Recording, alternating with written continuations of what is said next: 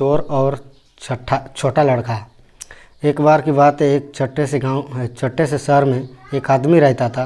वो काफ़ी छोटा होने के बाद से ही चीज़ें चुरा रहा था।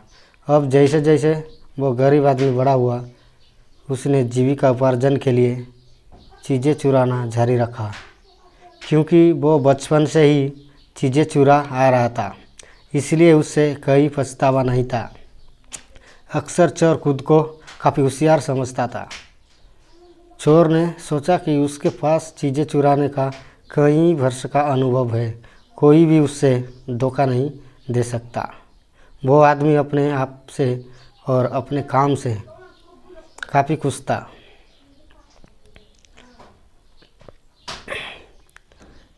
एक दिन उस आदमी के पास पैसे और खाना ख़त्म हो गया, इसलिए उसने खेतों के किनारे टहलने का फैसला किया।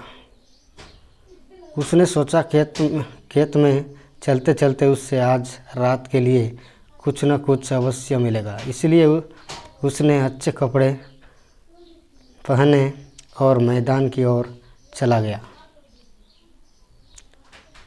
कुआं खोदने से पहले वो आदमी बहुत पैदल चला।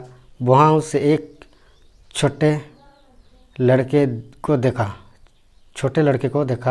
लड़का फूट फूट कर रो रहा था। उस आदमी ने छोटे से लड़के से पूछा, तुम क्यों रो रहे हो? युवा लड़के ने उससे रस्सी का एक टुकड़ा दिखाया और कहा, मैं अपनी चांदी की बाल्टी में पानी भरने के लिए यहाँ आया हूँ।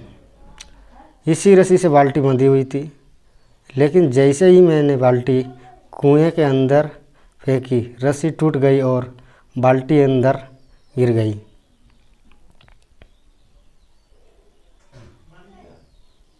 यह सुनकर चोर उत्साहित हो गया कि बाल्टी चांदी की बनी है।